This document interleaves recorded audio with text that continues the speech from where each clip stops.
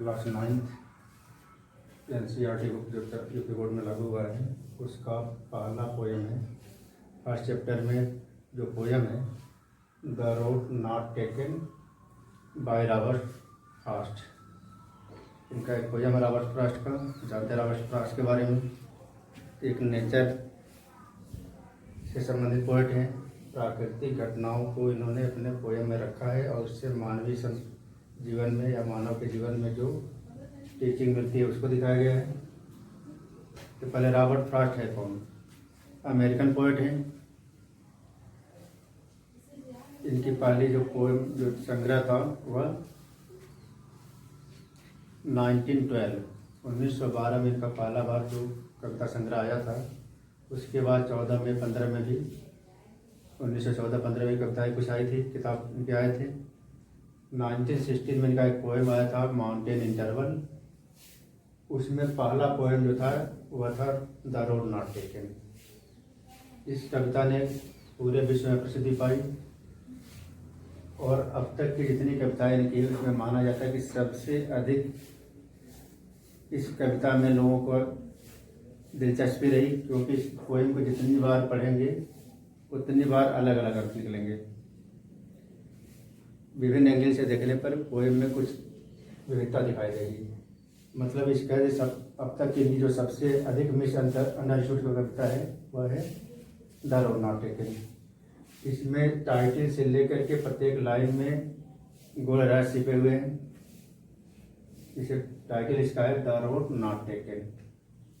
अब इसका अर्थ कुछ लोग ये लगाते हैं कि वह रास्ता जो नहीं लिया गया जीवन में।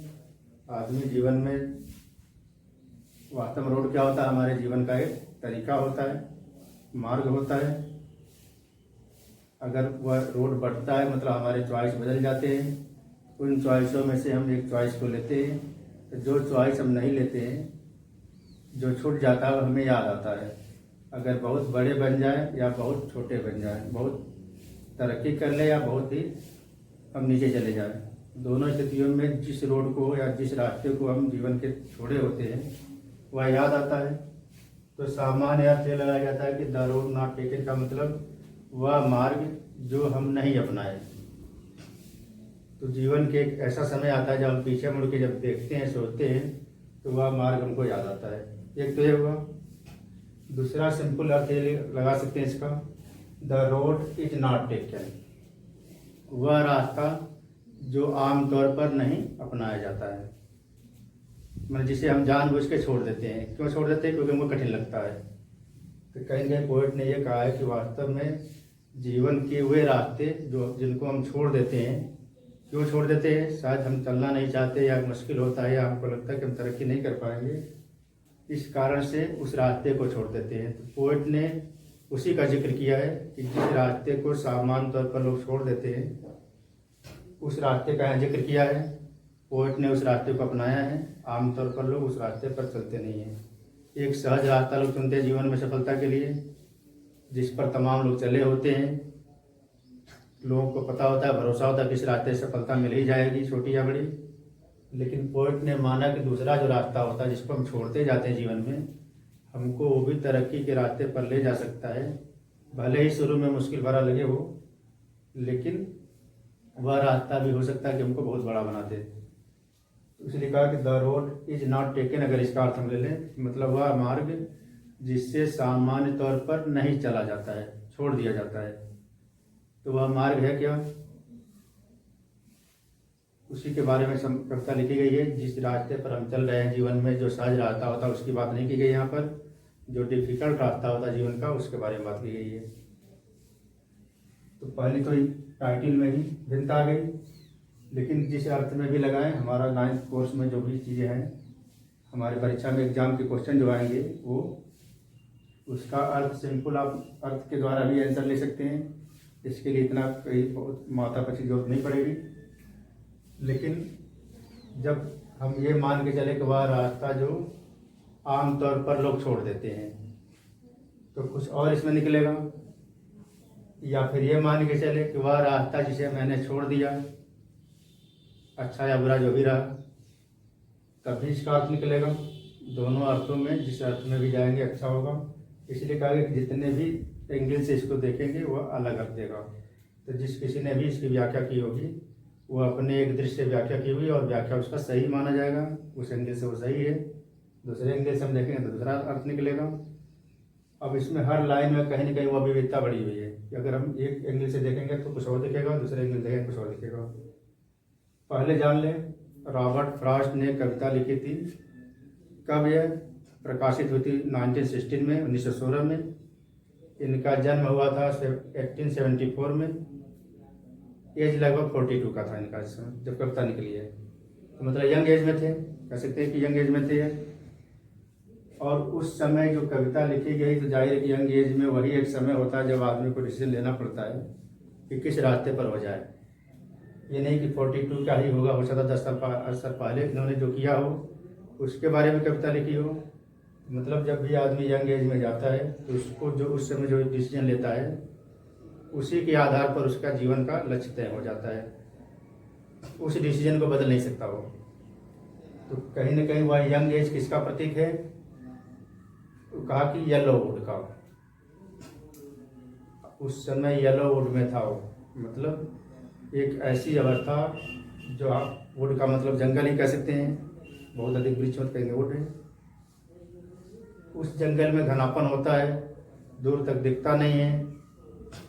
लेकिन क्योंकि यंग एज का जंगल होगा तो क्या होगा, वो काल्पनिक रूप से अच्छा होगा।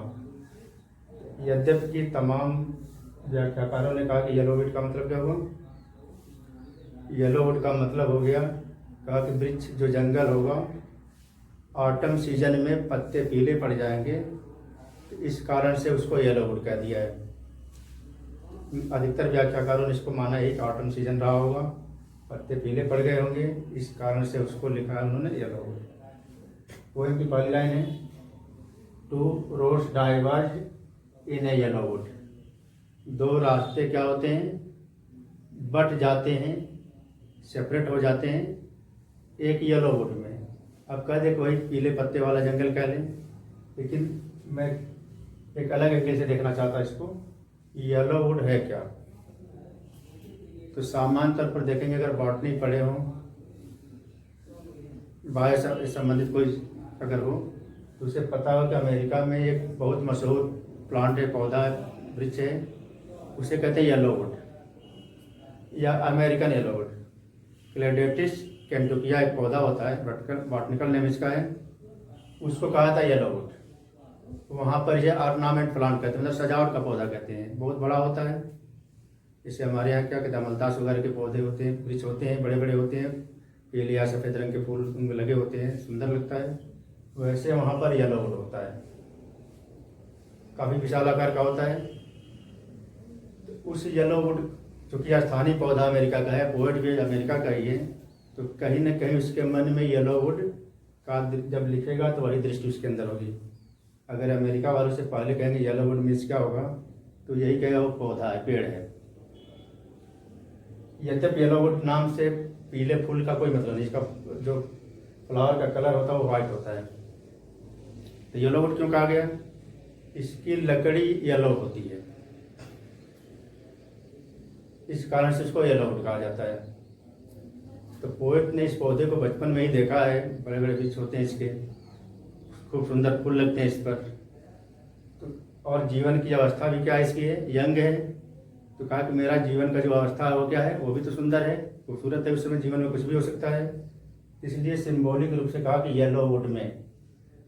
पोएट कहाँ था? येलोवुड में था, मतलब अपने जीवन के मध्यकाल में, पड़ाव में था, जब यंग एज में था वो। उस समय उसके जीवन से दो रास्ते निकले, मैं दो चॉइस के सामने आ गए, टू रोड डाइवर्ज इन ए येलोवुड।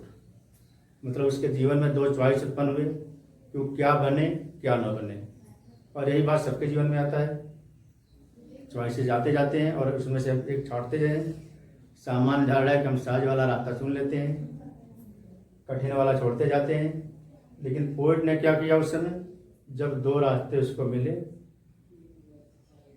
कहाँ पर? येलोवुड में। खाली आंसर में लिखेंगे येलोवुड काम चल जाएगा, लेकिन येलोवुड का मतलब क्या हुआ? हमने कहा कि एक वृक्ष होता है, खूबसूरत वृक्ष होता है, अमेरिका में पाया जाता है। तो उसको लिखा है। कई व्याख्याकारों ने कह दिया साफ कि मतलब यह जंगल जो होगा पीले कलर का हो गया होगा, पत्ते पीले पड़ गए होंगे क्योंकि ऑटम का सीजन होगा, पतझड़ का सीजन होगा, इस कारण से। तो जिस भी अर्थ में ले, किसी का गलत नहीं कहा जा सकता है। And sorry I could not travel both, और मुझे दुख है, खेद है।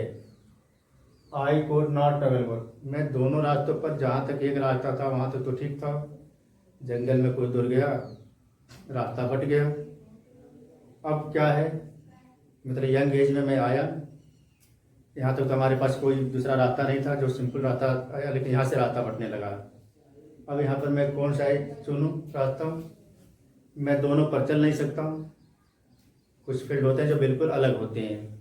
एक बार किसी ने क्या किया, डॉक्टर बनने की चॉइस कर ली और काफी आगे बढ़ गया, तो फिर उसको इंजीनियर नहीं बनेगा। इस कारण से वह ऐसा पड़ाव जीवन का था जहाँ पर एक चुनना था, दूसरे को छोड़ना ही था, और इससे जीवन में डिफरेंट आने ही थे। इसलिए कहा कि उसको एक ही चुनना था दोनों में से। I could not travel both, मतलब मैं दोनों पर यात्रा नहीं कर सकता था। एंड बी वन ट्रेवलर, और एकमात्र यात्री होने के कारण लॉन्ग आई स्टूड, मैं लंबे समय तक वहाँ पर खड़ा रहा। जाहिर है हमारे जीवन में जब जो चॉइस आएंगे तो हम तत्काल नहीं निकल पड़ेंगे, हमको काफ़ी सोच विचार करना पड़ता है, क्योंकि हमको पता है एक बार रास्ता मैं पकड़ लूँगा फिर वापस नहीं आ पाऊँगा। लेकिन अगर कई लोग साथ में यात्रा कर रहे होते, कई लोग हमारे साथ होते, तो शायद मैं किसी की गाइडिंग कर ले लेता, कोई गाइड कर देता मुझको, और मैं लंबे समय तक वेट नहीं करता, तब निकल लेता। लेकिन चूंकि कोई मेरे साथ नहीं था, इस कारण से मुझे काफ़ी सोच विचार करना था। इसलिए मैं लंबे समय तक उसी पॉइंट पर जहाँ से रास्ते अलग हो रहे थे वहाँ पर मैं रुका रहा, कि जब तक डिसीजन हो ना जाए कौन रास्ता अच्छा है कौन नहीं अच्छा है, तब तक आगे कैसे बढ़ सकते हैं। ये लिखा कि इस कारण से नहीं कि एक ही यात्री था, इसे दोनों पर चल नहीं सकता था। कई लोग ये कहते हैं कि रास्ता बटा, क्योंकि एक था मैं, इसलिए मैं दोनों पर नहीं चल सकता था। क्या मैं 5 होता दोनों पर चल लेता? नहीं चल लेता। एक मैं हूँ तो एक ही पर चलूँगा, ये तो लॉजिक बात है। कहने का तात्पर्य कि अकेला था, इस कारण से मैं किसी का मार्गदर्शन नहीं ले सकता था। अगर 7, 10, 5 लोग और आते जाते तो कोई मुझे कह देता कि यह रास्ता अच्छा है या रास्ता अच्छा नहीं है, तो मैं किसी से पूछ भी नहीं पा रहा था।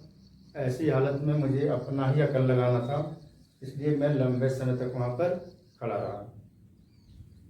And look down one as far as I could, और फिर मैंने खुद ही अपना अकल लगाया। पहले एक को मैंने एक पर दृष्टि डाली, दृष्टिपात किया। As far as I could, उतनी दूर तक जितना कि मैं देख सकता था, जहाँ तक मेरी नज़र जा सकती थी वहाँ तक मैंने क्या किया, देखा, दृष्टि डाला। To where it went in the undergrowth, जहाँ पर यह क्या था, कहाँ तक दृष्टि जा रही थी, जहाँ पर यह अंडरग्रोथ, छोटे छोटे जो पौधे होते हैं इसे कहते हैं अंडरग्रोथ, चाहे हर्षों सरसों साग या झाड़ी जो भी है, उनमें झुरमुटों में जहाँ सड़क मुड़ी हुई थी वहाँ तक दिख रही थी, वहाँ तक देखा। उसके बाद से सड़क मुड़ गई थी, इस कारण से उसके आगे देख नहीं सकता था। तो सड़क जहाँ तक मुड़ी थी अंडरग्रोथ में, वहाँ तक मैंने नज़र दौड़ाई, और सिंपल था, जो रास्ता पीछे से आ रहा था वही रास्ता होगा वो। क्योंकि जब भी कोई रास्ता बढ़ता है तो एक तो हमारा मुख्य रास्ता होता है जिस पर हम आते हैं, और एक साइड से निकल जाता है। तो जाहिर है कि मुख्य रास्ता पहले से उसमें बहुत अंतर नहीं आएगा, क्योंकि यही मार्ग है हमारा। जितने लोग पहले चले हैं लगभग उतने अगले बार पर होंगे। लेकिन जो दूसरा निकल जाता है वह हो सकता है पहले से अच्छा भी हो सकता है, पहले से खराब भी हो सकता है। इसलिए पहले वाले रास्ते पर नज़र डाला, और उसके बाद से फिर क्या किया, देन टू द अदर, तब मैंने क्या किया, दूसरे रास्ते पर नज़र डाला। जस्ट एज फेयर, मतलब ठीक ये भी क्या था, सुंदर था, अच्छा था जैसे पहले वाला था। And having perhaps the better claim, और चलने पर, इसको अपनाने पर शायद यह और भी अच्छा हो, मतलब अच्छा होने का दावा करे या दावा कर रही हो। मतलब कहने का है कि जब इस रास्ते पर चला जाए तो शायद पहले से कहीं अच्छी हो जाए। Because it was grassy and wanted wear, क्योंकि यह घास से युक्त है थी और क्या था, वांटेड बियर, और कम चली गई थी। वांटेड का मतलब होता है कि जिसको चला आवश्यकता हो चलने की, बियर धारण करने की, मतलब यह कम चली गई थी क्योंकि ग्रासी थी। और ये नहीं था कि रोड का मतलब आज की सड़क होगी, जो पहले टू रोड का मतलब आज के 100 वर्ष पहले की जो पोएम हो, तो जाहिर है कि रास्ता ही होगा वो, जिस पर ज़्यादा चला गया उस पर थोड़ा कम घास होगा, जिस पर कम चला गया उस पर ज़्यादा घास होगा। तो कहा कि इस पर ग्रासी थी है, और साथ में ये दिख रहा था कि मतलब चला कम गया था, लेकिन हो सकता है कि इस पर चलने पर यह कहीं पहले से बेहतर हो। या पोइट की नज़र आ रही कि रास्ता पे चला तो नहीं, लेकिन फिर भी रास्ता बन मेरे कोई चला ही होगा, बिना किसी के चले कोई रास्ता नहीं बनता है। तो जाहिर है कुछ लोग चले होंगे जरूर इस पर। हो सकता है कि यह अच्छी हो पहले से, हमको हमारे मंजिल को बहुत उच्च मंजिल तक ले जाए यह रास्ता। तो उसके मन में था कि कहीं हो सकता है कि रास्ता पहले से अच्छा हो। दो as far that the passing there, जैसा कि उनसे गुजरने वाले, वहाँ से गुजरने वाले जो थे, had worn them really about the same, जो गुजरने वाले थे या फिर जो उनके गुजरने के निशान थे, worn them really about the same, उनका प्रभाव दोनों रास्तों पर समान रूप से था, उनका इफेक्ट समान रूप से था। मतलब दोनों रास्ते कहीं न कहीं बिल्कुल एक जैसे मालूम पड़ रहे थे। कैसे? गुजरने वालों के द्वारा ये पता चल रहा था कि दोनों रास्तों पर चला गया है, दोनों रास्ते लगभग समान ही हैं। जैसे हमारे जीवन में चॉइस जो भी हमारे पास आता है, ये नहीं कि हम पहले व्यक्ति होते हैं जो इस पर चलते हैं, इसके पहले भी लोग चल चुके होते हैं, और जो भी चले होते हैं उनका अगर स्टडी करें चलने वालों का जीवन का, तो पता चलता है कि वो भी सफल हो गए, दूसरे चलने वाले भी सफल हो गए। तो मतलब दोनों ही रास्ते अच्छे हैं। किसी को डॉक्टर बनना हो, इंजीनियर बनना हो, वकील बनना हो, प्रत्येक रास्ता मंजिल तक ले जाता है। और टॉप पर जो लोग हैं हर क्षेत्र में हैं, हर क्षेत्र में सफल लोग हैं। तो इस कारण से दोनों ही रास्ते लगभग समान ही हैं। कैसे पता चलता है? जब चलने वालों पर नज़र दौड़ाई जाती है, जब देखा जाता है जो भी इस रास्ते पर चला है वह सफल हुआ है, चाहे किसी भी रास्ते पर चला हो। तो इस तरह से दोनों ही रास्ते हमारे लिए समान हैं, हम किसी पर चल सकते हैं। एक तरह से पोएट का ये कन्फ्यूजन था कि किस पर चले, अब उसको डिसाइड करना है कौन चुने। वो बाद वाला थोड़ा कम चला गया है, कम लोग चले हैं, पहले वाले पर अधिक लोग चले हैं। यहाँ पर तो काश सेम है, तो कोई कह सकता है कि समान चलने वाले लोग हैं। संख्या की बात नहीं यहाँ पर है, जो भी लोग उस रास्ते पर गुजरने वाले हैं, अगर ये कहे तो वो भी अच्छा दावा कर रहा है रास्ते के बारे में कि यार अच्छा है।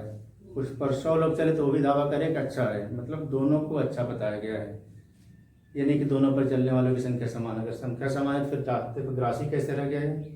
जाहिर है ग्रासी नहीं रहेगा। ग्रासी है इसका मतलब जाहिर है कुछ कम चले हैं, लेकिन जो भी लोग चले हैं उनका से पूछा जाए या उनके देखा जाए तो यही लगता है कि समान रूप से सफलता इनको भी मिली है। मतलब उनके लिए रास्ता पहले जैसा ही अच्छा माना गया है।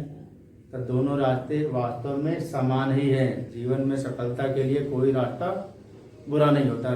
कोई यही कहना चाहता है कि जो भी रास्ता हम अपना लेते हैं, चाहे कठिन हो या आसान हो, सफलता हर रास्ते से मिलती है। बल्कि पोएट को लगता है कि कठिन रास्ता जो होता है थोड़ा और बेहतर सफलता दिलाता है। यहाँ तक दूसरा स्टेंजा इसमें एक चीज़ और इसमें देख लेते हैं, तो स्टेंजा दोनों खत्म करके फिर अगला स्टेंजा लेंगे हम। एक राइमिंग स्कीम है, फिगर ऑफ स्पीच बहुत ज़्यादा है, वो नहीं देखा जा रहा है, 9th के उसमें सब आना भी नहीं है। इसमें राइमिंग स्कीम देखेंगे तो बिल्कुल क्लियर है। पहली बात तो ये कि प्रत्येक स्टेंजा में 5 लाइन है, आमतौर पर 4 या 6 लाइन होती है पोएम में, यहाँ पर 5 लाइन है। और पहली, तीसरी, चौथी लाइन यह सेम राइमिंग में है, और सेकेंड और 5th लाइन ये क्या है, एक जैसी राइमिंग की है। मतलब वुड, स्टूड और कुड, ये राइमिंग है। दूसरी लाइन में है बाथ और ग्रोथ, ये क्या है, सेम राइमिंग का है। ये हर स्टेंजा में ही लागू होगा। इसमें देखें, हेयर, वेयर, देयर, ये तीनों एक जैसे हैं। क्लेम और सेल एक जैसे हैं। मतलब पहली लाइन, तीसरी लाइन और चौथी लाइन या एक जैसे हैं।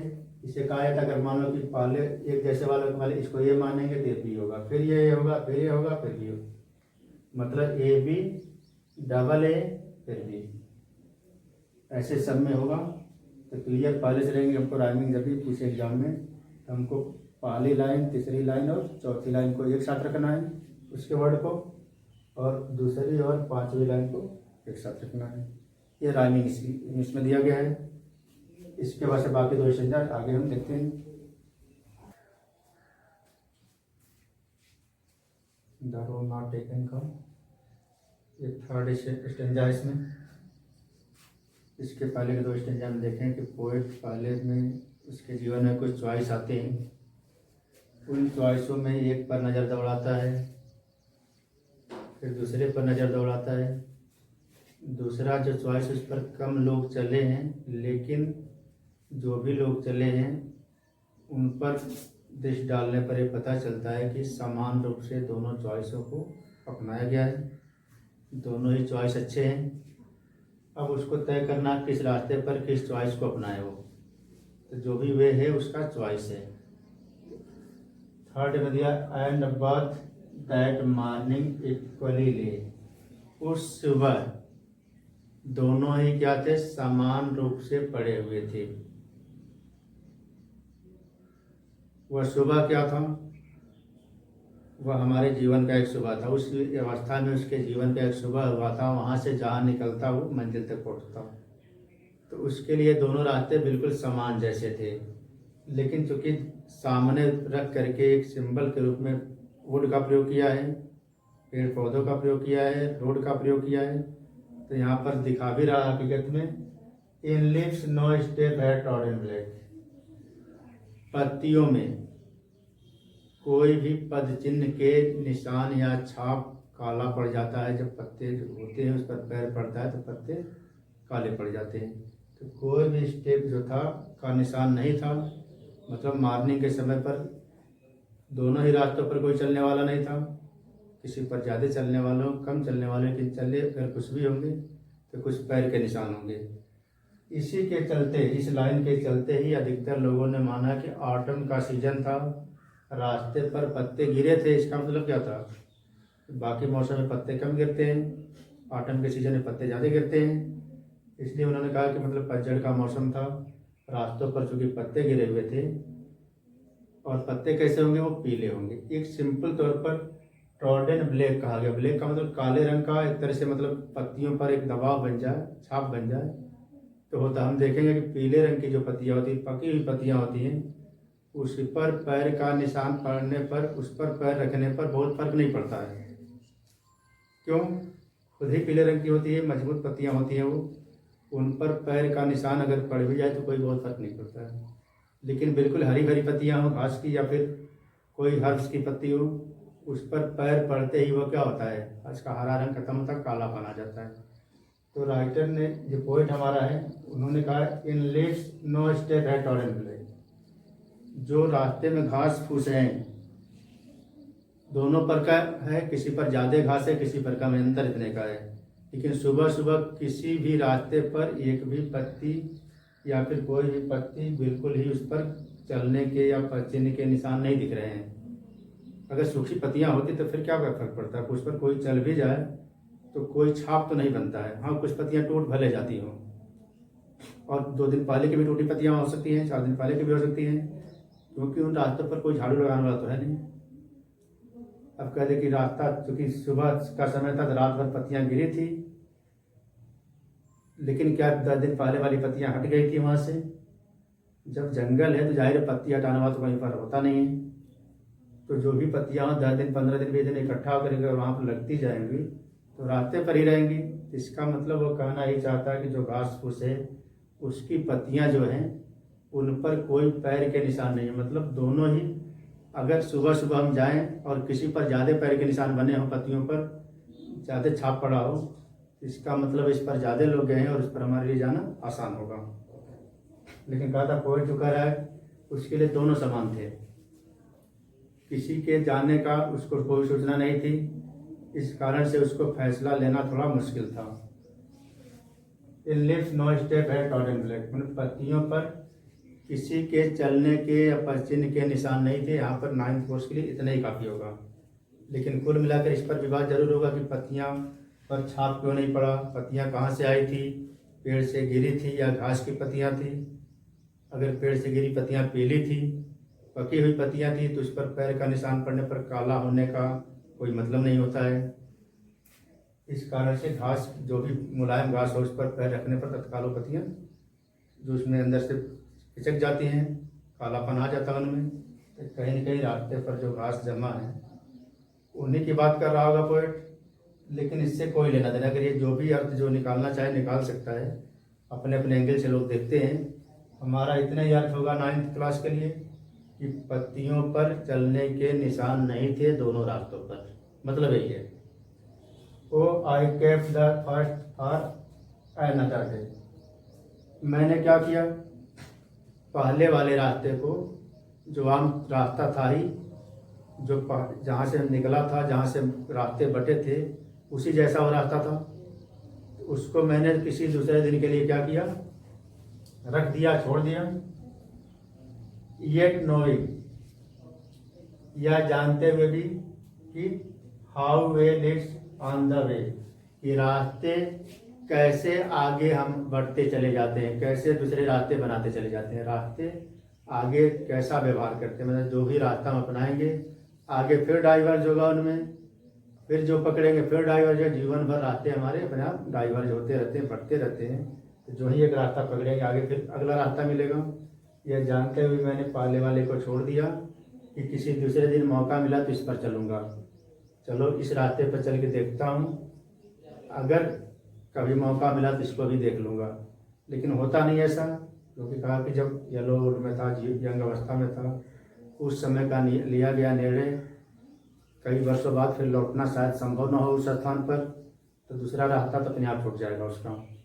तो उसने एक रिस्की रास्ता उठाया, कम चला हुआ रास्ता उठाया, क्योंकि इस पर तो सब लोग चल ही रहे हैं, सहज है।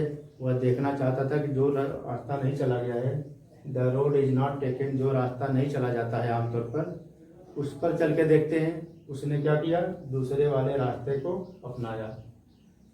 तो वो आई kept the first for another day, yet knowing, या जानते हुए भी, how way Leeds on the way, कैसे रास्ते दूसरे रास्ते को जन्म देते हैं, कैसे रास्ते आगे बढ़ते चले जाते हैं, नए नए रास्ते बनते जाते हैं। आई doubted if I should ever come back, मुझे संदेह था कि मैं कभी यहाँ पर वापस लौटूंगा। मैंने पहले वाले रास्ते को छोड़ दिया जरूर कि बाद में आऊँगा, बाद में इस पर चलूँगा, लेकिन ये निश्चित था कि मैं कन्फर्म नहीं था कि मैं कभी यहाँ लौटूंगा भी। जीवन के इस मोड़ पर यंग अवस्था में फिर आऊँगा, क्योंकि जब तक इस अवस्था में नहीं तब तक रास्ता मिलेगा नहीं। अगर कोई 50 वर्ष की एज में चाहे डॉक्टर से इंजीनियर बनना, तो कैसे बनेगा वो, उसको पहले 30 के पहले आना पड़ेगा। तो चूँकि सड़क तो वापस हो सकता है जो आम सड़क है, लेकिन जीवन की सड़क पर पीछे आना संभव नहीं होता है। इसलिए उसको संदेह था कि कभी इस रास्ते पर मैं जीवन में चल पाऊंगा फिर। तो पोएट ने दूसरे रास्ते को एक तरह से अपनाया। कैसा रास्ता था वो, कम चला हुआ रास्ता था, जो पहले वाले रास्ते से कहीं डिफिकल्ट होगा, जो कम चला तो जाहिर डिफिकल्टी कुछ उसमें होगी। 4th स्टेंजा है, I shall be telling this with a sigh, मैं कह रहा हूँगा इस बात को, कैसे, ऐसाई आ भर करके, चाहे दुख के साथ या खुशी के साथ, आ दोनों में होता है। समवेयर, कहीं पर भी, जीवन के किसी भी पड़ाव पर, एस मतलब से क्या हुआ, वर्षों बाद जीवन के किसी मुकाम पर मैं आ भरते हुए कह रहा हूँगा, two roads diverged in a wood and I, दो रास्ते किसी जंगल से गुजर रहे थे और मैं। मतलब कहने का अर्थ क्या है, मैं जीवन का किसी मुकाम पर बहुत लंबे समय बाद यह सोच रहा हूँगा या कह रहा हूँगा अपने आप से कि मेरे जीवन में 2 चॉइसेज आए थे। कब, जबकि मैं यंग था, मतलब मैं जब चॉइस लेने का समय था मेरे जीवन में, जो परिवर्तन आने का समय था, उस समय मैंने लिया। एंड आई, और मैं, I took the one less travelled, और मैंने किया क्या, मैंने उस मार्ग को चुना जिस पर कम लोग चले थे, जो कम लोगों के द्वारा चला गया था। And that has made all the difference, और उसी ने यह सारा परिवर्तन कर दिया। मेरे जीवन में जो कुछ भी आ जाए या जो हो गया होता, उन दोनों में जो अंतर है उसका कारण हमारे जीवन में लिया गया वह चॉइस है। कब का चॉइस है, जब वुड में था, मतलब कौन वुड में था, येलो वुड में था, जीवन के यंग स्टेज में था, जब जीवन का सबसे महत्वपूर्ण निर्णय लेने का समय था। तो मैंने उस रास्ते को, उस चॉइस को चुना जो कि कम लोग चुनते हैं, जिस पर कम लोग चलते हैं, उसको चुन करके मैं यहाँ तक पहुँचा हूँ। इस तरह से पोएट ने क्लियर कर दिया है, टीचिंग देने का प्रयास किया है। The road is not taken, मतलब जो रास्ते नहीं लिए जाते हैं, मैंने उस रास्ते को लिया। क्योंकि कोई भी रास्ता बुरा नहीं होता, डिफ़िकल्ट हो सकता है, लेकिन डिफ़िकल्ट रास्ते भी जो होते हैं जिस पर कम लोग चलते हैं, वे रास्ते भी कहीं ऊंचाई तक हमको ले जाते हैं, बल्कि और अधिक ऊंचाई तक ले जाते हैं। तो इस तरह से क्लियर हो जाएगा। इसमें थर्ड स्टेंजा की बात की गई थी। इसमें लिव्स नो स्टेप है टोरन ब्लैक। जो येलो वुड की बात हमने कहा, बार बार हमने कहा कि येलो वुड का मतलब ही होता है एक अच्छा खूबसूरत जीवन का एक स्टेज। मेरे जीवन का जंगल कब आया, मेरे जीवन में जंगल जैसे जंगल प्रतीक किसका होता है, घनेपन का, जिसमें दूर दूर तक कोई दिखता नहीं, हमारा फ्यूचर होता हो। तो जब जीवन में बढ़ते बढ़ते मैं उस स्टेज में आया जबकि सब कुछ अदृश्य लग रहा था, लेकिन उस अदृश्य में, चूँकि यंग एज में जब होता है आदमी, तो उसमें कल्पनाशीलता होती है, काल्पनिक ख्याल आते हैं, बड़े बड़े चॉइसेस हमारे मन में होते हैं। उसी समय कहा कि हमारे रास्ते, दो रास्ते निकल गए हमारे जीवन में, उनमें से एक को मुझे चुनना था और मैंने उसको चुना जो कि कम लोगों के द्वारा ट्रेवल किया गया था। तो इस कारण से जब येलो वुड का हम जब भी जिक्र करेंगे वह होगा क्या, ऑटम वाला येलो वुड न होकर के मैं अमेरिकन येलो वुड की बात कर रहा हूँ, जो कि वास्तव में एक विशाल वृक्ष होता है, सुंदर होता है। उसके जो लकड़ी होती है वो पीले कलर की होती है, इसलिए वहाँ पर अमेरिकन येलो वुड के नाम से बुलाया जाता है, उसको पौधे को कहा जाता है। और जिन्होंने ऑटम सीजन की बात की और इसी लाइन को देख करके की है, इन लिव्स नो स्टेप है टोरन ब्लैक, जो रास्ते में पत्तियां पड़ी है उनमें कोई पैर के निशान नहीं है, मतलब कालापन नहीं पड़ा उनमें। तो पीले रंग की पत्तियां जब रास्ते पर गिरी हों तो उनसे क्या फर्क पड़ता है, किसी के चलने से उन पत्तियों से कौन सा छाप बन जाएगा। और ये नहीं कि आज की पत्तियां पड़ी हैं, जब रास्ता है तो जाहिर है कि जंगल है, तो वहाँ पर कोई सफाई करने वाला तो है नहीं, तो कई दिन की पत्तियां वहाँ पर होंगी, तमाम पत्तियां सूखी पड़ी होंगी, कल के भी चलने के निशान उस पर होंगे, कल कुछ टूटी होगी पत्तियां, कुछ आज टूटेगी। तो इस तरह से वो कन्फ्यूजन वाली स्थिति है। लेकिन जब हम मानते हैं कि प्लांट जो है येलो वुड है, अमेरिकन येलो वुड है, जो पत्तियां किसकी है, वो घास की पत्तियां, जो रास्ते में घास की होते हैं उनकी पत्तियां है। क्यों, क्योंकि उस जमाने के रोड क्या होंगे, एक तरह से रास्ते होंगे, उसमें घास उगते ही होंगे। हाँ, जिस पर अधिक लोग चलते हैं उस पर कम घास उगते हैं, कम चलते हैं इस पर अधिक घास होती है, लेकिन होते दोनों पर है। तो किसी भी रास्ते की घास की मतलब चलने के निशान नहीं थे। इसी कारण कहा in leaves no step had trodden black. लेकिन जिस एंगल से भी जो व्याख्या करेगा वह सही होगा। हमको सिंपल तौर पर अर्थ जो है वही रहेगा इसका, मतलब किसी भी पत्ती पर चलने के निशान नहीं थे। इसके बाद आएंगे राइमिंग स्टेज में स्कीम बताए थे, ले डे वे, पहला, क्या हुआ, तीसरा, चौथा, फिर दूसरा और पांचवा, ब्लैक और बैक। इसमें भी वही है, साई, आई और बाई, पहला, तीसरा और चौथा, दूसरा और पांचवा हेंस डिफरेंस। इस तरह से जो राइमिंग स्कीम पोएट ने अपनाया है और स्टेंजा में उसी का प्रयोग किया है। तो जब भी राइमिंग